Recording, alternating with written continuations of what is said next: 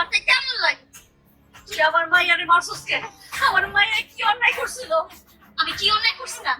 আমার জীবনটা কালা জাদু করে শেষ করে দিছস। তুই ঘৃণা শিখবি, সারা জীবন কালা জাদু করে মানুষের ক্ষতি করছস, এখন তুই ছটফট করে মরবি। এইটাই তোর শেষ শাস্তি।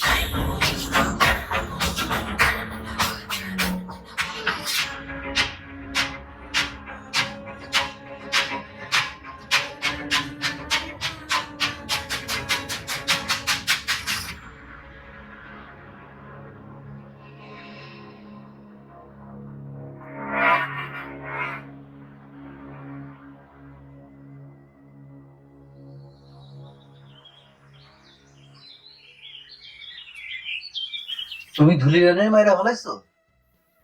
হ্যাঁ, কালা জাদু করে মারা ফেলাইছি। কিন্তু এটা তো জানো কালা জাদু মহাপাপ।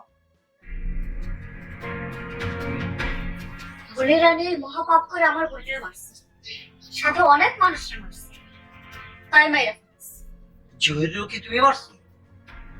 হ্যাঁ, আমি মারছি, কালা জাদু করে মারছি। আমার বোনের মৃত্যুর প্রতিশোধ নিয়েছি। মা ও মা মা মা অভিযান দেখেন আমার মারে মেরে ফেলাইছি। এই, আপনি কি ধুলি রানী খুন করছেন? ধুলি রানী আমার আপুরে সহ অনেক মানুষের কালা জাদু করে মারছে, তাই তাই কি? তাই আমি ধুলি রানীর কাছ থেকে কালা জাদু শিখা, সেই জাদু দিয়ে আমি ধুলি রানীর মারছি। হ্যাঁ, সাথে আমিও শিখছি।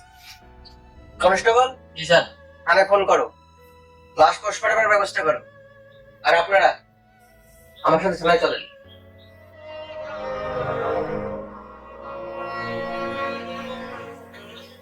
আমি আপনার ভালোবাসি নাই, ভালোবাসার অভিনয় করছিলাম প্রতিশোধ নেওয়ার লাইগা। পারলে আমারে মাফ করে দিই।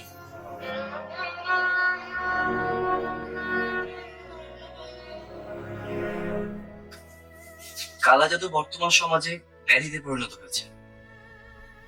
কালা জাদু বা কুফরি মহাপাপ, যারা এগুলি করেন তাদের জায়গা হবে জাহান্নামে। তাই আসেন আমরা সবাই কালা জাদু থেকে বিরত থাকি। হুজুর, কালো জাদু থেকে ভালো থাকার উপায় কি? 5 ওয়াক্ত নামাজ পড়া, আয়াতুল কুরসি সহ কোরআন তেলাওয়াত করা, পাক থাকা, সবসময় আল্লাহকে স্মরণ করা।